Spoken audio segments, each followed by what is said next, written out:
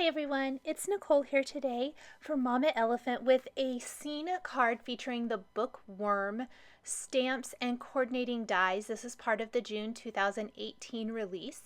I've paired these cute little critters and images with a thought bubble die from the Book It die collection and also a sentiment from the Goodreads stamp set. Now I am creating a background scene. I wanted the look here, doing a little scoring using my Scor-Pal about every ½ inch, kind of like some wainscoting for the wall. Then I'm going to take some Sea Glass Simon Says stamp cardstock. This is 1¼ inches tall by 5½ inches wide, and then a little thin strip in the same color. I've adhered the wider strip there along the bottom edge of the card, and then we're going to pop up this thin strip to kind of give it the illusion of a little shelf or a window seat, something like that. The little bit of dimension I think helps. You definitely don't have to do that if you want to keep it a little flatter. I think it's going to look much better if I adhere any of my images to the card with foam adhesive. So if you prefer not to use foam adhesive, I would suggest not popping up that little thin strip. Next, I'm going to take my images from the bookworm stamp set. I've got the pig, the bunny, the panda, the two stacks of books, like the books that are on a shelf and then a stack of them. I've also got a little worm and then the apple that does not have the eyeglasses. If you follow my YouTube channel or blog, you probably have seen the bookmarks created with all of these same supplies.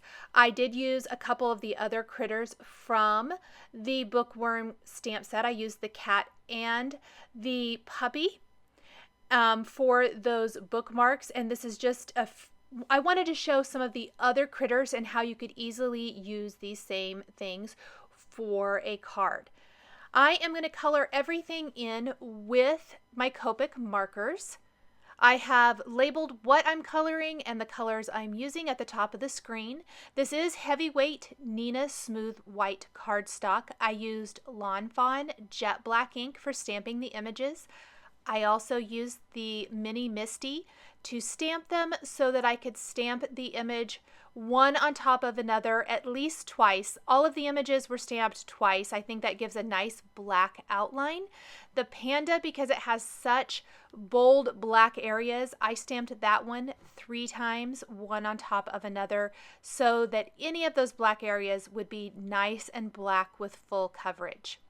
The bunny and the pig, I think, are the perfect little kind of quote-unquote bookends for that line of books that is going to be stacked along the window seat or shelf, whatever you want to call it. And then the books here, I did color some of them in off camera, and I'll show coloring the other stack here in a little bit. Here's the apple and the worm. If you saw my video featuring the bookmarks, these are the same colors I used for the books in that. Kind of a more soft color palette. I thought it worked really well with the Sea Glass cardstock that I'm using on my card, a very soft type of card.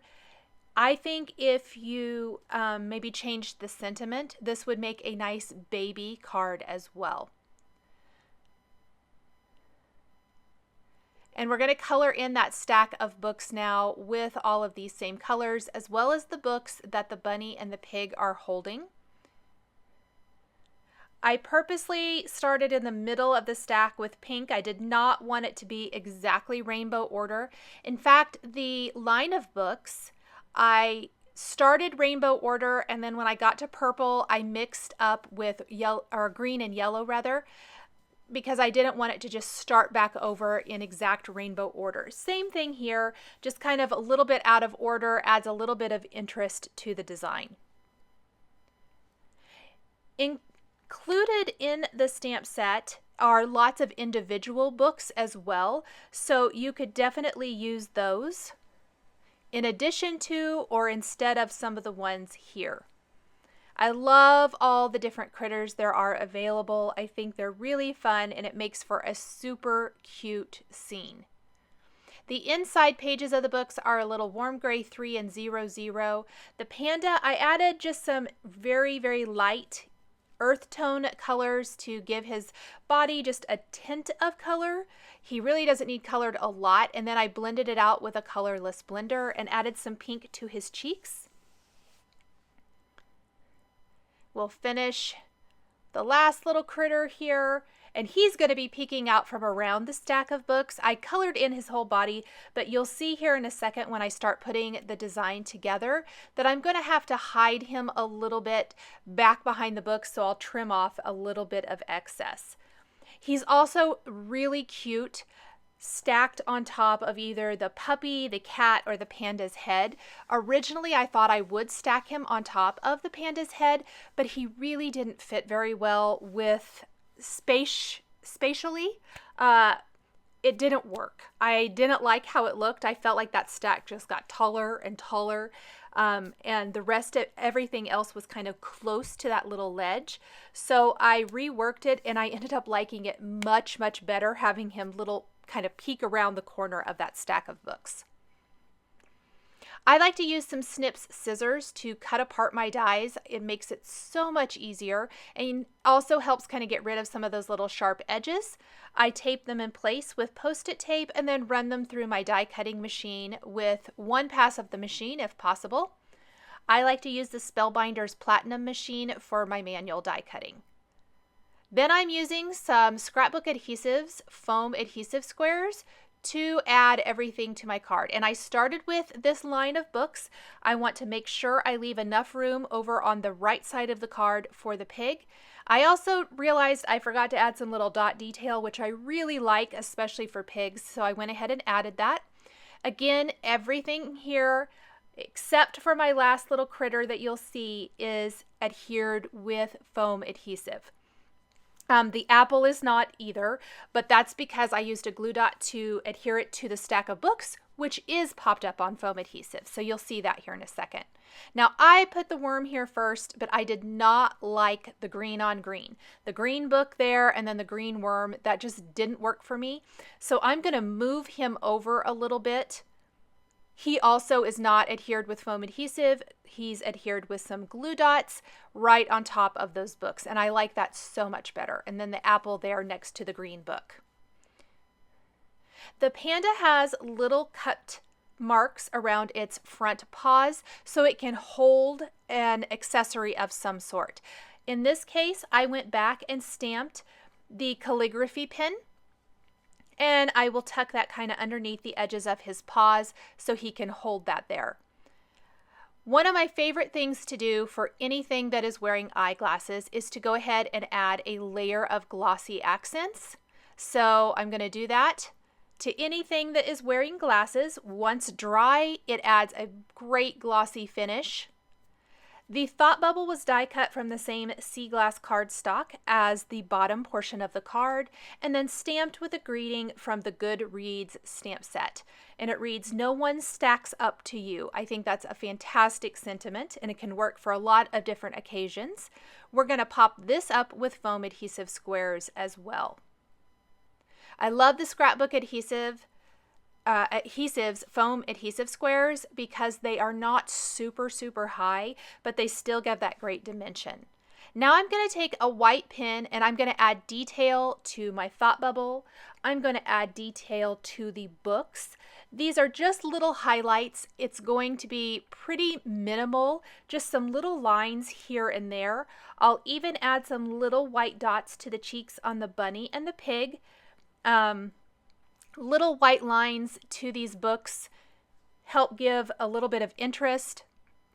We'll add a little white highlight to the apple. One of my favorite finishing techniques.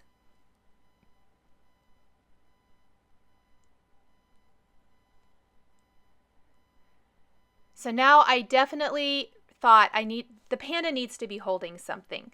And so I decided on that calligraphy pen.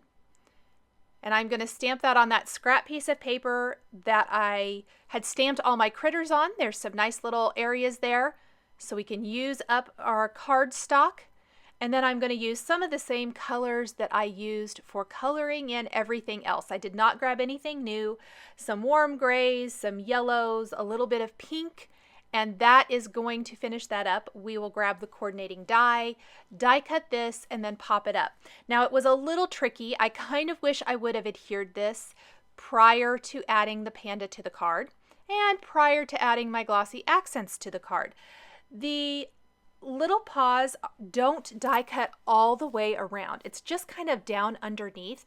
And so I just slightly wanted it tucked underneath those paws to give the illusion that he's holding this calligraphy pen.